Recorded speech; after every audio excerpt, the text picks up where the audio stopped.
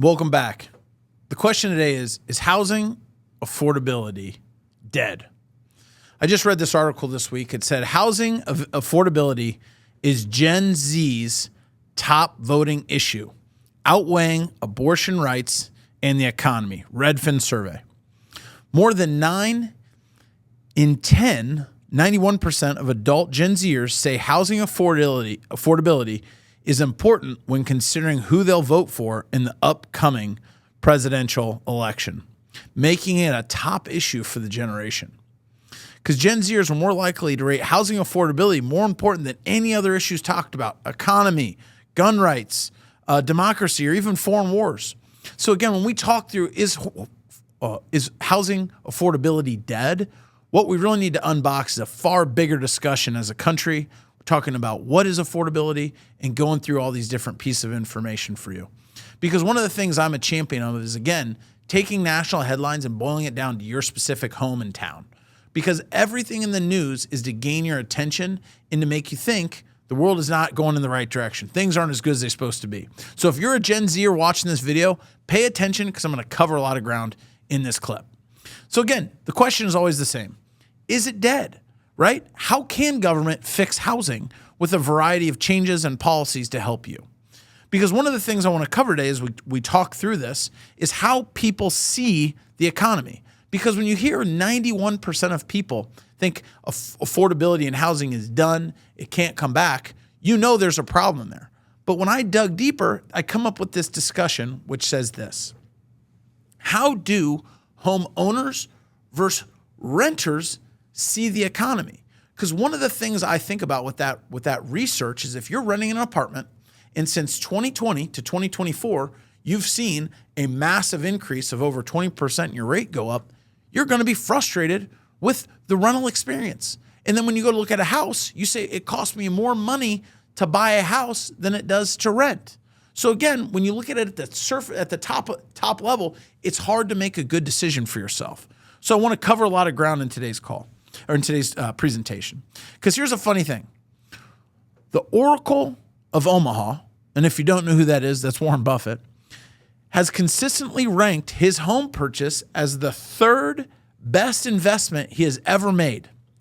And funny enough, and interesting enough, only behind his wedding rings, which is crazy to think about. It's like that's the fifth or sixth richest man in the world. He ranks that as one of his top things. And he didn't buy a house in 2021 or 2024, right? Although his home brings him happiness, this is what's crazy. He admits renting could have been better move for him financially. So what do you think? You hear Warren Buffett talking about this, and you're like, John, why are you pouring it on? You just said that Gen Zers, 91% of people, are saying housing affordability is gone. It's not there. This is the crazy thing about the article. He made that statement about your house being a better investment he could have rented in 2010. Because what we do, and this is the craziest part about life, is that people frame their opinions based on emotions such as fear, contempt, anger, rather than relying on facts. They hear that soundbite and they say, dude, look at it. In 2024, Warren Buffett's even doubling down on this thing. And the reality is this: new facts and new statements don't change your mind. They just validate your already formed opinion. Because as you're watching this, I want to challenge those beliefs, and I'll share some of those stats today of why people are frustrated, and we're going to talk about it. And the first discussion to really solve, before we address on the affordability crisis, is really about this mentality. So again, most people watching this probably don't own a home, and I want to talk through this rent versus buy debate, because it's raged on forever. This article that I just shared about Warren Buffett was from 2010. So as you think about it right now, you're like, again, John, you're just doubling down on this point. Warren's right. I should just invest money in the stock market. I shouldn't buy a home. It's just too expensive. So again, a lot of people have an outlook of doom and gloom. And the reason I believe that renters have a worse outlook in the marketplace and the economy is because, again, all they hear about is the enormous gains and appreciations that the average American has had. Because again, if I fundamentally ask any person off the street and they're a renter, I ask them this: how is the economy doing? And the first thing I believe is what sways people away if they say the economy is doing good or bad is if they're a home owner versus a home renter. Okay, follow me here. Because think about this. A homeowner, if you own a home right now, you're more optimistic, right? Your value keeps going up. Your payment stays the same while your loan balance goes down. Think about that. You're probably optimistic. You're like, man, I love owning my home. I'm a genius. I have a 2.3% 30-year fixed rate loan. Meanwhile, the renter is disgruntled every single time their rent goes up. They question it. What the heck am I doing here? Why is my rent going up, right? Because again, you become, you just think that the economy, you kind of want the economy to get worse because that way your rent goes down versus, again, going up because as it has the last 4 years of your life. So again, that gives you a less optimistic outlook for the economy. Because let's face it, the average renter is getting squeezed, whether you admit it or not. Again, people keep talking about this issue of affordability, lack of inventory, all these things. But let's call it what it is if you're a renter, right? If you're a renter, again, rents have gone up on average of 20%. That's $370 a month on average amongst every single renter since the beginning of the pandemic. So again, only naturally you would be, again, frustrated with it. And here's an even crazier stat. And this, again, comes from the Federal Reserve report. Nearly 1 in 5 renters, 19%, reported on being behind on their rent at least some point in the last year. So again, you look at the alternative and you say, hey, I would love to own a home and again, have a fixed payment, get the appreciation. But John, I don't even know where to start. So again, I get it if you're a renter why you're frustrated. I get it if you're a Gen Z. Because if you haven't seen this video or met me yet, you're like, it's hopeless. The news just tells me that. And again, everything I read validates that. Because again, let's even go over this. The real reason that home buyers are less sensitive is because very rarely do they see a payment increase of 20% on their 30-year fixed rate mortgage. The next piece that's crazy to think about is how many people don't have a mortgage at all. So again, I understand it.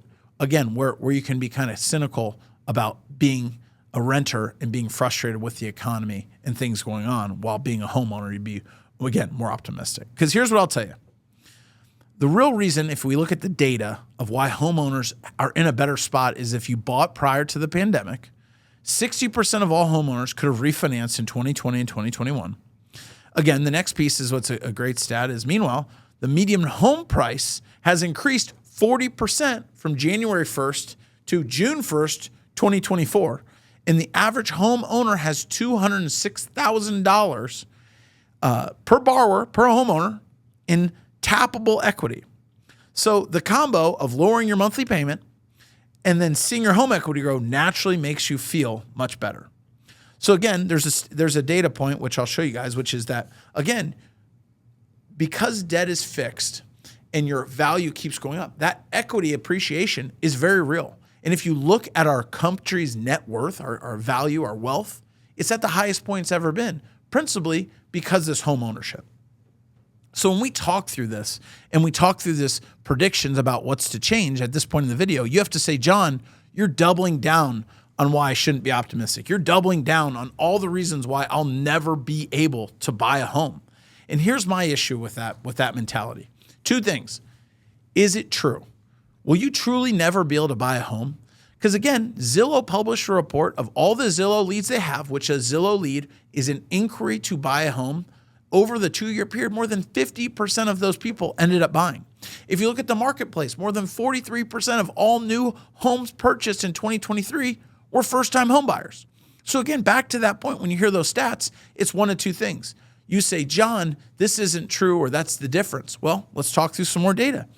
Fannie reveals if the housing market can withstand higher rates, yes or no. This is what they reveal. Inventory of homes year over year is up 30%. Meanwhile, markets like Florida, California, the Southern Coast are already seeing some pricing decreases of upwards of 30% with these higher rates. So again, when affordability goes down and inventory goes up, prices come down. So remember that. So again, when you hear stats and you hear data, you always have to perceive the data as this. How can I use this data to make a better decision? That is a skill. Because what most people do is they hear the news and it validates their bad feelings. It validates, hey, my landlord just raised rents. Hey, it validates, I'll probably never be able to buy a home. Versus realizing this, when the market softens, you have an opportunity to buy and work with home sellers who are interested in selling their homes. Every home isn't getting multiple offers. And again, as a lender and a professional, we want to educate you on all the programs that can benefit you to buy a house specifically for your situation. So that way you're not out of the market all because you just didn't know. So let's keep going through this issue I have about rates. And again, what Fannie Mae is really getting at is the market is softening in certain areas of the country and certain homes and sectors. So no matter where you live, it always is an opportunity to buy a home depending on what's going on in your market. So again, let's talk through this piece. This is the next issue why people don't like talk through affordability and saying it's gone. Wages versus inflation. So here's one of the issues I have that's not a lot of people are talking about in 2023 and 2024. I'm going to post this graph right here and you'll see this. It says inflation rate versus wage growth and spreads. This study right here started in 1965 and goes all the way to 2023. And if you actually look at inflation and wages, we're not in the worst time in the history of America. If you look from basically 1975 to 1982, inflation exceeded wage growth. Now, if you follow this graph and you go all the way to 2021 and you go into 2023, you'll find that wage growth exceeded inflation. So what am I saying here? As you read the headlines, you have to push back on what you're reading. Yes, it's a common sentiment that affordability is gone, but the data is saying this. Number one, more inventory is on the market, 30% more. Data point two, wages are actually increasing over inflation. So again, when we break down what affordability is, it comes down to three things: interest rates, home prices, and wages. So again, if you want to generalize and say, hey, I'm never going to get in a home, you'll find a headline there. What I've provided you is these two. Again, wages have exceeded inflation and inventory is going up. Now, lastly, let's talk about what's happening with rates. The CPI just came in less today and rates are improving as we speak. Rates have been held, and typically speaking, it takes 20 to 24 months of an increased Fed funding rate for it to impact the economy. So again, if you're watching this today, and today being the 12th of June, you can find opportunities in the marketplace. New construction has buy downs as rates as low as 4.9%, right? There's opportunities out there for you. So again, that is not a guarantee to lend or anything like that, but it's just a data point to empower you. Because again, I want this video to be this at this point. I want you to realize there's opportunities to buy in every single market. You just have to make the business decision for you. And that, again, the next piece, and let's talk through this data that's very important to me. And this data right here is a breakdown of the United States and the renter's net worth versus the homeowner's net worth. So here's what I want to cover here. The total financial wealth of a homeowner versus a renter. Homeowner's net worth in 2023, $276,000. The renter's total net worth, $24,900. Almost 10 times different, right? We're not even talking about equity yet. We're just talking about what that home does for you and your family and your legacy, just like Warren Buffett was talking about. Again, let's talk about net worth, right? This is not just wealth like stocks and equities. This is total net worth, including your home. The total net worth of a renter is $19,000. The average homeowner in the United States, $496,000. We're talking 20 times. Now, again, this isn't just talking through houses. This is holistically. And I can hear the cynics saying, John, but I don't even own a home yet. Back to the data point before that I was covering about inflation and wage growth. How do you think people felt in 1973 when inflation was through the roof? How do you think those people said? They were saying the same thing you are. I'll never be able to afford a home. These homes are too expensive. I can't get ahead. Food, cost. Again, it's funny how history repeats itself. And again, it comes down to this. What are you buying into in the news? Are you educating yourself and reaching out to professionals like me and my company? Or are you just reading the news at face value and saying, hey, what's the point? Because I really want to double down on this, because you need to find someone who can take you by the hand and teach you these things so you can figure it out for you. And again, this even goes bigger for investments. So I'm in Indianapolis, Indiana. We have people who don't own a home, right, in California or New York City. but then they're buying residential real estate in our home city because they can't afford here. So again, there's a lot of opportunities to unbox, and today's video is not about that. It's simply about this. If you're a Gen Zer and you said you were part of that 91% who said, this is the most important thing for me in this election, realize you don't want to be one of the herd, one of the sheeps in the herd. You want to be one of the people who learns about it, becomes an expert at it, and really taps into the resource available to you so you can make a better decision. Because at the end of the day, the best thing you can do for your life is by planning ahead and participating in this market. So as we wrap this thing up, I want to say this. In 1996, almost 30 years ago, Thomas J. Stanley and William Danko wrote a book that offers insights into the habits and lifestyles of the millionaire next door. This book was a bestseller. So most people, when they think of millionaires, they think of flashy cars, fancy trips, again, paying for your kids' college, doing all these things to help consume debt and consume money. And at the end of the day, what this book came up with was 7 factors of the typical millionaire. And I think it's important to talk about today because I want to start dispelling myths, and that'll be in the next video, about what's going on in the marketplace, because it gets exhausting when I see these articles that just, again, cut people at the legs and say, I'll never buy a home. I'll never be able to own a home. So I want you to write down these seven tips because they are things you can do today. So tip 1, the average millionaire next door, they live well beneath their means. That means they're saving money, they're planning, they're thinking it through. Number 2, they allocate their time, energy, and money efficiently in ways to be conducive to building wealth. What's that mean, right? That was a kind of a long sentence. It means that they create a budget. It means they're saving money. It means they're saying no. Hey, I can't go out to eat. Hey, I can't buy a new car. Oh, I'll buy a used car off of Facebook Marketplace. That's what people are doing who are your everyday millionaire. They're not going on extravagant vacations. And if they are, they're planning for them for several years and saving up money, right? They're not living on their credit card. So again, if you're watching this, I say these things not to validate the message today, but to make you aware that these are data points that you can do it too. Number 3, they believe financial independence is more important than displaying high status, social status. So what do I mean by that?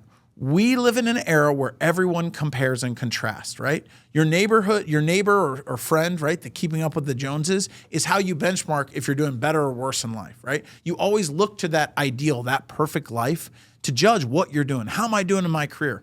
And again, it's lost because again, that is only a snapshot tied to your perception and not reality.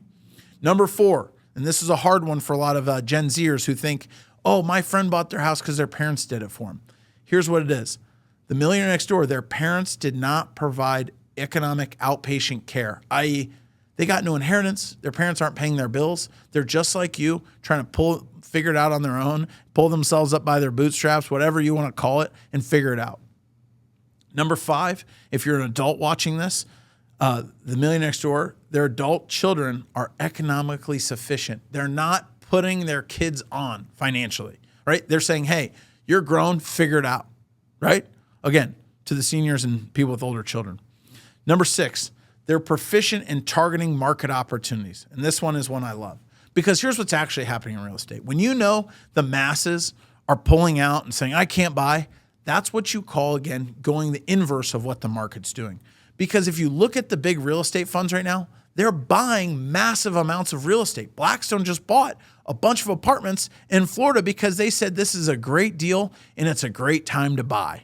Right? So again, what are you doing in your personal life, right? Are you selling that car payment and driving a lesser car with no payment? Are you getting out of debt? Are you looking for a career and advancement opportunities to, again, build your skill and do better? Again, these are all things you can do relatively easily. And again, it's just about committing to it because most people overestimate what they can do in 1 year and underestimate what they can do in 10. And then the last piece is this. And this is one that's, again, important. People pick the right vocation. And this is a bigger rant here, but it's important to realize what's wrong with raising the minimum wage to what people perceive to be a level that is sufficient is this. Minimum wage was never created to cover all people's lifestyle expenses. It's the minimum, right? We live in America. You can make the maximum.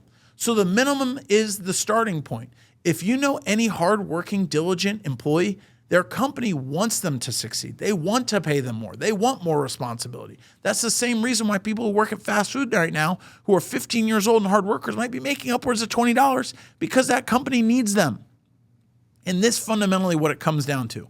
If you want to make more money, you got to pick the right careers that pay better.